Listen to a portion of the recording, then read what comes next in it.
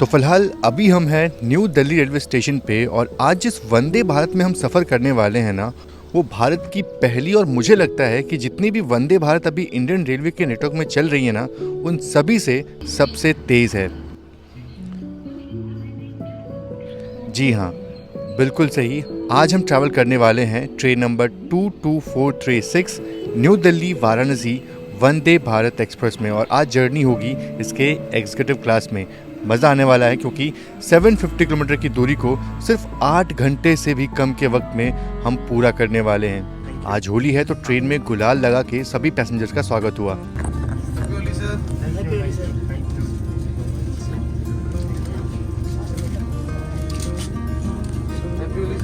वैसे वक्त तो हो चुका है गेट बंद होने का।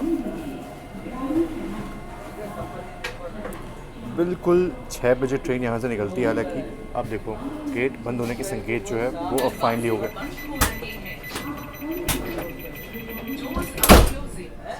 दरवाजे बंद हुए और ठीक 1 मिनट के डिले के साथ अपना डिपार्चर फाइनली न्यू दिल्ली से हो चुका है। और इस वक्त पे ना नई दिल्ली से बहुत सारी गाड़ियाँ जो है वो निकलती है, जैसे कि भोपाल शताब्दी हो गई, लखनऊ शताब्दी हो गई। वैसे बहुत सारी प्रीमियम गाड़ियाँ जो है वो निकलती है। हमारी एसवीडी के वंदे भारत जो है वो भी इसी टाइम पे निकलती है। ट्रेन के चलते ही पानी की बॉटल्स और कुछ देर में गर्मा गर्म चाय भी टेबल पे आ जाता है। चाय पीते पीते मैं बस सनराइज़ का ही वेट कर रहा होता हूँ और टीटी सर टिकट चेक करने के बाद खुद की ही नज़में पैसेंजर्स को सुना रहे थे।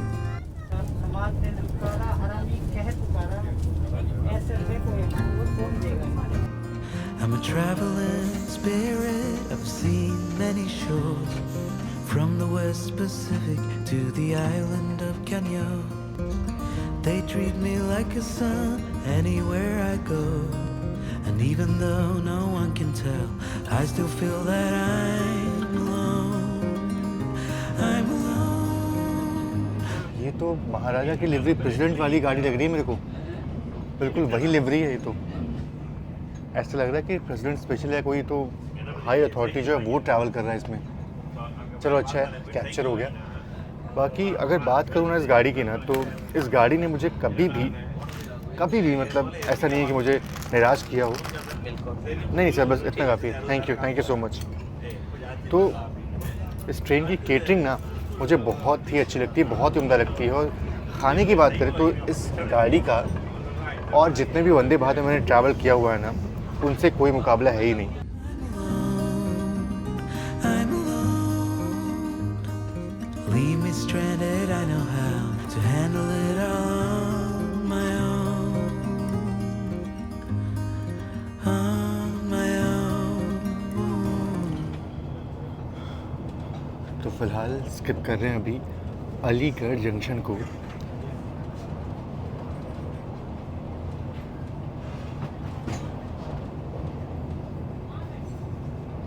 और मोस्टली जितने भी स्किप्स हैं ना वो इसी साइड आपको देखने को मिलने वाले हैं। तो सोचा कि भाई चलो ये वाली सीट जो है उसको बैठ जाते हैं। हालांकि मेरी सीट जो थी वो 11 नंबर की सीट थी।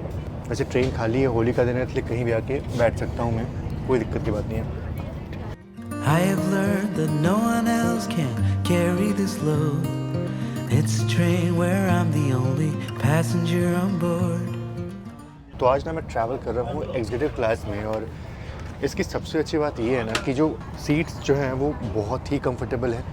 8 घंटे की जर्नी इस वाली सीट में काटना बहुत ही आरामदायक है इन कम्पेयर टू वो नॉर्मल सीट जो कि आपको चेयर कार मिलती है। और सबसे अच्छी बात है कि जो लेग स्पेस मिलता है ना वो इतना ज़्यादा अच्छा है कि आप आराम से बिना किसी दिक्कत के लेट सकते हो। और इसका जो पुश बैक है, अगर फ़िलहाल अभी हाथरस को भी हम स्किप कर रहे थे। बाकी मैं बात कर रहा था आपसे सीट के कंफर्ट के बारे में। सीट्स तो नो डाउट बहुत ही कंफर्टेबल है। पता नहीं आज पुशबैक जो है वो ठीक से काम नहीं कर रहा है, ये थोड़ा सा दिक्कत है इस कोच में। सच्ची बोल रहा हूँ तो बिल्कुल भूल गया था मैं इसका कि पुशबैक यूज़ कैसे करते हैं। सबसे पहले तो ये बटन दबा करके मैं पीछे की तरफ झुक रहा था, लेकिन ऐसे काम नहीं करता। नॉर्मली जो दूसरे वंदे भारत है वहाँ वो कैसे काम करता है, ये पुरानी वाली वंदे भारत है, इसलिए इसको दबाने के बाद आपको थोड़ा स्लाइड करना पड़ता है आगे की तरफ और फिर सीट जो है वो पुश बैक हो जाती है। ऐसे फिर आप कंफर्टेबल होके आराम से सो सकते हो। एग्जीक्यूटिव क्लास में सफ़र करने का बस एक यही मेन मकसद था कि एक तो आज होली का दिन था और इसमें सीट्स आसानी से मुझे मिल गई। सिर्फ एक वेटिंग थी और आसानी से क्लियर हो गई। चलो ब्रेकफास्ट ऑप्शन जो है वो आ गया। भैया ब्रेकफास्ट में क्या क्या है ऑप्शन? छोले कुलचे हैं, आलू पराठा, अच्छा। कटलेट सबके साथ में है और आमलेट है। चलो तो वेज खाऊंगा मैं, तो वेज में आप ना मेरे को कटलेट है और आलू पराठा या छोले कुलचे कुछ भी ले। ये पक्का से कोई तो राजधानी है, राजधानी गैंग आने की शुरुआत हो चुकी है। अब ये कौन सी राजधानी थी ये बिल्कुल ही मुझे पता। बाकी चलो अपना ब्रेकफास्ट जो है वो आ चुका है। अब ब्रेकफास्ट में देखो ऑप्शंस बहुत तगड़े तगड़े हैं। देखिए अगर बात करूं वेज ऑप्शन की ना, तो वेज ऑप्शन में ये सारे ऑप्शंस आपको मिल जाते हैं। इसमें आलू के पराठे हैं, कटलेट हैं, छोले कुलचे जो हैं वो भी आपको इस ट्रेन में सर्व हो जाते हैं।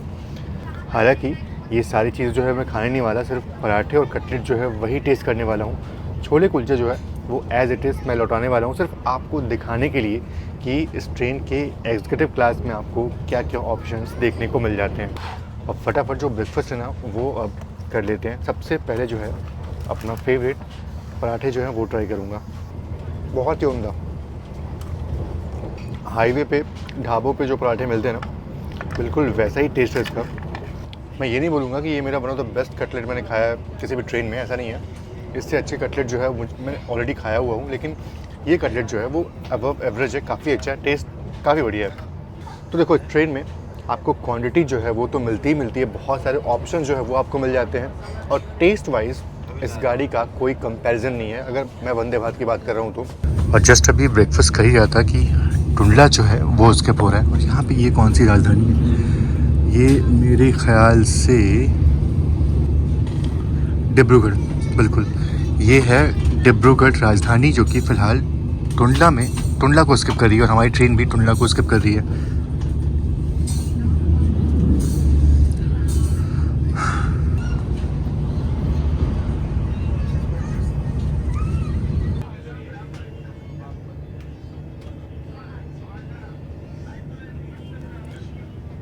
अरे तो कानपुर पहुंचने वाले हैं। तो कुछ देर के लिए नींद लग गई थी और जैसे उठे ना तो जस्ट कानपुर पहुंचने वाले हैं और वक्त हो गया है अराउंड 10 बजने का, 10:01 का वक्त हुआ है।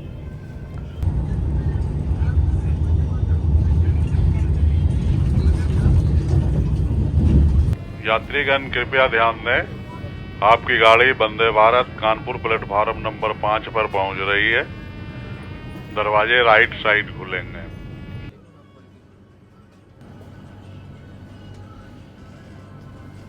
दरवाजे सीधे तरफ खुले हैं। तो करीब 4 घंटे 8 मिनट की जर्नी पूरी करके फिलहाल वक्त हो चुका है सुबह के 10:10। हालांकि 2 मिनट की डिले से ट्रेन यहाँ पहुँची है, लेकिन अगर बात करें ना तो इस रूट पे अराउंड 6-7 राजधानियाँ चलती हैं, 2-3 दुरंतो एक्सप्रेस चलती हैं और 3-4 शताब्दी एक्सप्रेस जो है वो चलती हैं, एक तेज़ चलती हैं और बहुत सारी अन्य सुपरफास्ट ट्रेन चलती हैं। लेकिन कोई भी इस ट्रेन के टक्कर में नहीं है, क्योंकि ये ट्रेन नई दिल्ली से कानपुर पहुंचने में सिर्फ 4 घंटे 8 मिनट का वक्त लेती है। बाकी ट्रेनें जो हैं 4 घंटे 40 मिनट या फिर 42 मिनट का समय जो है वो लेती हैं। तो इस मामले में ये बन जाती है नई दिल्ली से कानपुर के बीच चलने वाली सबसे तेज़ ट्रेन, और ये सिर्फ कानपुर नहीं बल्कि प्रयागराज और वाराणसी तक पहुंचने वाली सबसे तेज़ ट्रेन है। और यहाँ पे स्टेशन में पहुंचने के बाद आज होली का माहौल है और हालांकि रंग तो कोई नहीं खेल रहा, लेकिन हाँ होली ज़रूर से लोग एक दूसरे के साथ मिल करके मुबारकबाद जो है वो दे रहे हैं। मैं चलता हूँ थोड़ा अंदर, क्योंकि गेट जो है वो हो सकते हैं किसी भी टाइम बंद। ये देखिए जस्ट 30 सेकंड पहले ही मैं अंदर आया और गेट बंद हो गया। चलिए फाइनली अपना डिपार्चर यहाँ से हो चुका है।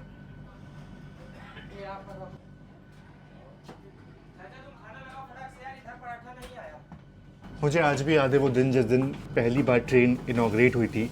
बड़ा ही जश्न का माहौल था, एक नई चीज़ लगती थी हमें कि क्या नई चीज़ जो है वो चल चुकी है। और ये पायनियर थी, ये ट्रेन जो थी वो पायनियर थी, पहली ट्रेन थी अपने टाइप की जो हमारे इंडियन रेलवेज़ में चलाई गई थी। और अब अराउंड 10 वंदे भारत जो हैं वो करंटली ऑपरेट हो रही हैं हमारे इंडियन रेलवेज़ में। लेकिन इन शॉर्ट अगर बोले तो इंडियन रेलवे में जितनी भी वंदे भारत चल रही हैं वो सभी बेहतरीन, सभी अच्छी हैं, लेकिन मुझे पर्सनली ऐसा लगता है कि ये वंदे भारत जो है वो उसका एक अलग ही एक लेवल बन चुका है। और देखते हैं कि कौन ऐसी आने वाली वंदे भारत है जो इसके लेवल को टच करती है इन टर्म्स ऑफ स्पीड। हालांकि सभी जो वंदे भारत है वो 130 की रफ्तार में ही चलती हैं, कुछ तो 110, 100, 80, 90 ये उनकी स्पीड है, लेकिन ये वंदे भारत जो है इसकी सबसे न्यूनतम स्पीड जो है वो 110 किलोमीटर पर आवर की है, जो कि प्रयागराज से बनारस के बीच में है। अगर वो सेक्शन भी 130 का हो गया तो ये वंदे भारत को बीट करना ऑलमोस्ट इम्पॉसिबल हो जाएगा, जब तक नई दिल्ली से भोपाल या फिर कहीं और उस रूट पे वंदे भारत जो है वो 160 की रफ्तार में ना चलाई जाए। कोई तो ट्रेन आ रही है, गेस करो कौन सी ट्रेन है? राजधानी। इतनी लेट? भुवनेश्वर राजधानी, और इतनी लेट? नहीं, इसको तो बहुत आगे होना चाहिए था, ये पक्का बहुत लेट चल रही राजधानी है। बिल्कुल सभी राजधानी गैंग के पीछे भी चलती है, और सभी राजधानी गैंग जो है वो बहुत पहले ही हमें क्रॉस हो चुकी हैं और ये अब जा रही है। और जस्ट मैंने भी चेक किया तो ये जो राजधानी थी, भुवनेश्वर राजधानी जो थी, वो अराउंड 5 घंटे के डिले चली। क्या हो सकता है? बैठी कहाँ इधर? अच्छा, आपका आगे है, कोई दिक्कत नहीं है। बताओ भैया, बहुत देर से खड़े होकर यहाँ पे देख रहे थे। मैं खुद ऑकवर्ड हो गया भाई क्यों इतने देर से खड़े होकर देख रहे हैं। फिर बाद में बोले कि ये वीडियो जो हमारे देखते रहते हैं। चलो, थैंक यू सो मच। आपका नाम? अच्छा हाँ, सबसे पहले तो हैप्पी होली। एक हाथ से मतलब ये कैमरा पकड़ा हूँ तो उल्टे हाथ से हैप्पी होली बोल रहा हूँ, पर हैप्पी होली दिल से आपको। DFC पे फ्रेट ट्रेन भी चल रही है और बिल्कुल पैरेलल में रेस जो है वो चल रही है हमारे। कितना अच्छा होता है ना कि अगर DFC पे नॉर्मल पैसेंजर ट्रेन चल रही होती और बिल्कुल पैरेलल में हम लोग चल रहे होते, उसका एक अलग ही मज़ा होता है।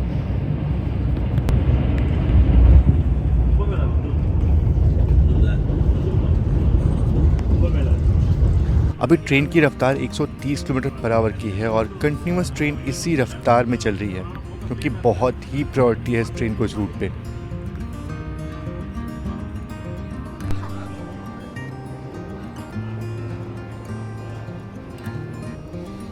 और ट्रैक्स इतने स्मूथ हैं कि 130 की रफ्तार में भी कुछ भी पता नहीं चलता। ट्रेन की साफ़ सफाई भी बहुत ही उम्दा है और वॉशरूम तो पूछो ही मत। अच्छा, वैसे नॉर्मली अब मैं आपको ट्रेनों के जो वॉशरूम है वो दिखाता नहीं, लेकिन इसका दिखाना ज़रूरी था इसलिए क्योंकि भाई वंदे भारत एक्सप्रेस है। हालांकि हाँ, ऑब्वियसली थोड़ी गंदी तो हो चुकी है, मानता हूँ इस बात को, लेकिन वॉशरूम तो मुझे बहुत ही क्लीन दिखे आज भी, और साफ़ सफाई जो है बहुत ही अच्छे से हो रखी है यहाँ पे।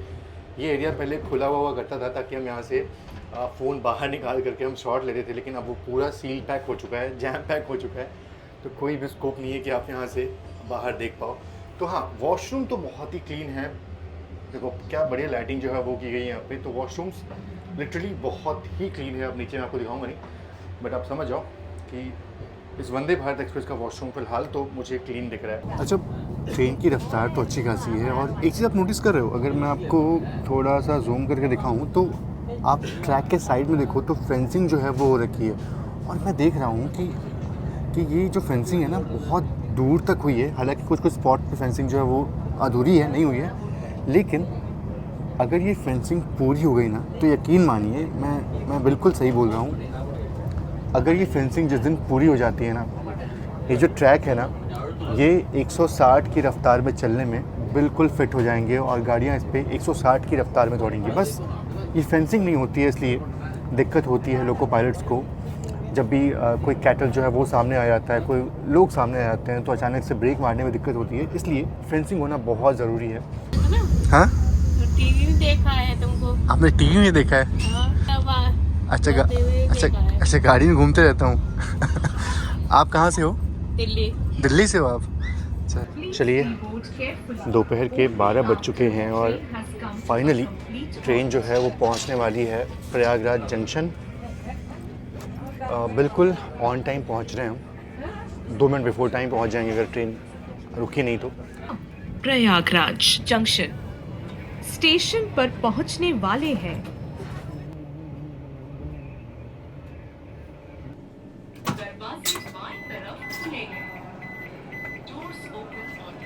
अच्छा, मैंने सुना है कि प्रयागराज में होली बहुत ही ज़बरदस्त होती है। हैप्पी होली सर जी, हैप्पी होली। और अगर बात करें प्रयागराज की ना, तो हमने यहाँ पहुँचते पहुँचते अराउंड 630 किलोमीटर की जर्नी जो पूरी कर ली है। और ये डिस्टेंस कवर करने में हमारी ट्रेन ने अराउंड 6 घंटे 8 मिनट का वक्त लिया है।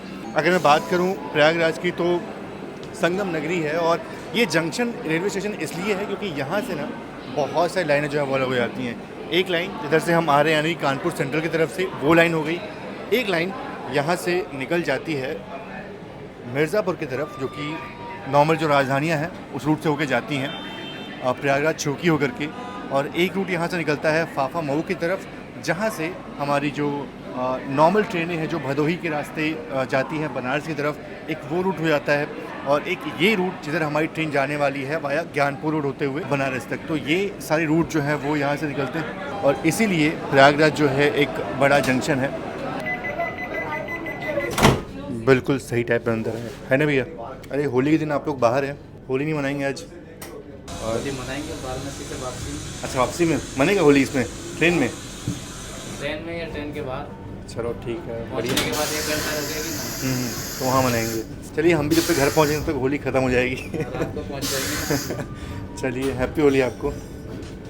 चलिए, फाइनली अपना डिपार्चर प्रयागराज से हो चुका है और ट्रेन में सूप जो है वो सर्व होना शुरू हो चुका है। अब देखो, वैसे अगर देखा जाए तो नॉर्मल डेज भी ना प्रयागराज में आते आते बिल्कुल खाली हो जाती है ट्रेन, और आज तो वैसे ही खाली लग रही है। अच्छा, ये आपको बता दूं कि अगर आप एग्जीक्यूटिव क्लास में सफ़र कर रहे हो ना, तो आपको सूप जो है वो एक्स्ट्रा सर्व होता है। नॉर्मल चेयर कार में सूप जो है वो आपको नहीं मिलता। तो ये चीज़ है अगर आप एग्जीक्यूटिव क्लास में सफ़र कर रहे हो। हालांकि जो फेयर है मैं आपको थोड़ा बाद में बताऊँगा कि मैंने एग्जीक्यूटिव क्लास में कितना फेयर जो है वो पे किया है। और बाकी मैंने तीसरी बार अपनी सीट जो है वो चेंज की है, एकदम एंड वाली सीट पे आ गया हूँ। और यहाँ ना स्पेस ही स्पेस है। और सबसे अच्छी बात ये है कि ये चीज़ मिल जाती है हमें, क्या बढ़िया टेबल मिल जाता है। आप जस्ट इसको स्लाइड करो और यहाँ पे अपना खाना जो है वो एंजॉय करो। तो ये चीज़ थोड़ी सी अच्छी है, मतलब ये वाली सीट जो है अच्छी लगी मुझे। सीट नंबर 49 और 50, या फिर अगर आप 51, 22 पे आते हो तो आपको ऐसी सीट जो है देखने को मिलेगी। बहुत बहुत धन्यवाद भैया और हैप्पी होली आपको। तो प्रयागराज से निकलने के बाद हम विशाल गंगा माता के बिल्कुल करीब से गुजरते हैं, बिल्कुल ऊपर से गुजरते हैं और बहुत ही विशाल लगती है यहाँ पे। और बारिश के वक्त में जो आप चीज़ें देख रहे हो ना, इस जैसी होती नहीं है, पूरा का पूरा भरा होता है। और उस वक्त एक अलग ही रूप दिखता है गंगा का। और एक चीज़ है कि यहाँ से अब ना जो मैक्स परमिसिबल स्पीड है हमारी ट्रेन की, वो सिर्फ 110 किलोमीटर पर आवर की हो जाएगी। और वही अगर 130 पे ट्रेन चलती है तो शायद ये जो जर्नी है वो हम 1 घंटा 20 मिनट में आराम से कवर कर लेते। लेकिन ये बहुत ही मुमकिन है कि हमारी ट्रेन सिर्फ 1 घंटे 30 मिनट में ये डिस्टेंस जो है वो कवर कर ले। चलिए, फाइनली अपना लंच जो है वो सब हो गया। जस्ट प्रयागराज के बाद ही होता है। तो ये हमारे वंदे भारत का लंच, और इसमें पनीर जो है वो मिल जाती है, दाल मिल जाती है, पुलाव जो वो मिल जाती है, ड्राई वेज क्योंकि मेरी फेवरेट है, हमेशा मिलती है इसमें। और पराठे जो है वो मिल जाते हैं, 2 पराठे होते हैं, बिल्कुल गर्मा गर्म है। और दही और बाकी ये मेरे ख्याल से पिकल है। तो ये सारी चीज़ें जो हैं वो आपको इस वंदे भारत में सर्व हो जाता है। और मुझे पता है कि इनका टेस्ट काफ़ी अच्छा होता है, लेकिन आज थोड़ा डाउट है मुझे पनीर को देख करके। देखते हैं टेस्ट कैसा है। सबसे पहले ना जो चीज़ मुझे गड़बड़ लग रही थी उसको टेस्ट करता हूँ। पनीर मुझे थोड़ा डाउट लग रहा है कि शायद उतना अच्छा ना हो। आज पनीर जो है वो थोड़ा सा एवरेज है। अभी हाल ही मैंने चेयर कार में यात्रा की थी और उसमें जो मुझे पनीर की सब्ज़ी मिलती वो बहुत ही अच्छी थी, और आज वाली थोड़ी सी फीकी है। बाकी दाल में कोई कंप्लेंट नहीं है, दाल बहुत ही अच्छी है। ड्राई वेज मेरी फेवरेट है दाल के साथ। इस पूरे लंच में ना सबसे अच्छा मुझे ड्राई वेज जो है वो लगा, बाकी बहुत ही टेस्टी है। और लंच के तुरंत बाद आपको मीठे में आइसक्रीम जो है वो सब हो जाती है। अच्छा, अब बात करें रूट की ना, तो रूट जो है बहुत ही बोरिंग अब है, क्योंकि प्रयागराज से बनारस के बीच में ज़्यादा कुछ मैं आपको दिखा नहीं सकता। वैसे तो पूरे रूट में आपको कुछ दिखा नहीं सकता, सब कुछ देखा हुआ है। तो अब सीधा आपसे मिलते हैं हमारी ट्रेन जब बनारस पहुंच रही होगी। अच्छा, बनारस मतलब मैं मरवाड़ी स्टेशन की बात कर रहा हूँ, जिसका नाम हाल ही में चेंज हुआ था। तो मुझे ऐसा लगता है कि सिर्फ 1.5 घंटे में हम वहाँ तक पहुँच जाएंगे। बाकी 10 मिनट जो है वो लगते हैं मरवाड़ी से बनारस कैंट यानी वाराणसी कैंट पहुँचने में। हालांकि नाम चेंज हो गया है तो थोड़ा कन्फ्यूजन ज़रूर होता है कि बनारस से वाराणसी स्टेशन के बीच की दूरी जो है वो सिर्फ 10 मिनट की है। बहुत कन्फ्यूजन है, आप इस पर ध्यान मत दो, आप बस ध्यान ये दो कि हम 1.5 घंटे में बनारस में एंटर हो जाएंगे।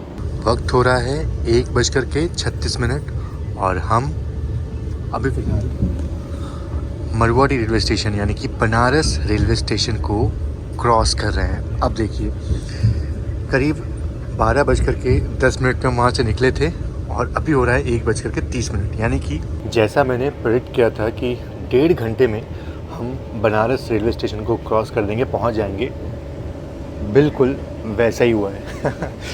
चलिए अब अपना अराइवल बस कुछ ही देर में वाराणसी कैंट रेलवे स्टेशन पे होने वाला है और अगर बिफोर टाइम हो गया तो फिर मज़े की बात है फिर तो।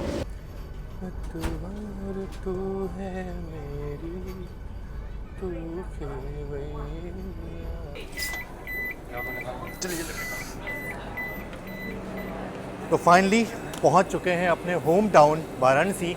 आज होली का दिन है, करेंगे थोड़ा बहुत होली सेलिब्रेट, जाएंगे घाट पे। हालांकि घाट पे पहुंचूंगा तब तक बहुत लेट हो जाएगा और इसलिए सोच तो रहा था कि व्लॉग वहीं पे ख़त्म करूं, लेकिन चलो कोई बात नहीं, किसी और व्लॉग में आपको दिखा दूंगा। वो 758 किलोमीटर की जर्नी को हमने सिर्फ 7 घंटे 45 मिनट में कवर किया है और इसीलिए ये वंदे भारत जो है वो आज भी किंग है। अगर जब भी वंदे भारत एक्सप्रेस की बात होती है तो 750 किलोमीटर सिर्फ 7 घंटे 45 मिनट में।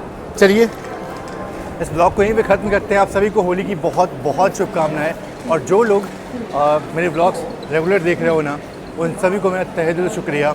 और होली के रंगों की तरह आपके जीवन में इतने सारे रंग भर जाएं कि आप लोग हमेशा ही खुश रहो, कलरफुल रहो। फिलहाल चलिए इस ब्लॉग को यहीं पे ख़त्म करते हैं, मिलते हैं आपसे नए ब्लॉग में। तब तक के लिए आप सभी का बहुत बहुत धन्यवाद। जय Hind and God bless you all.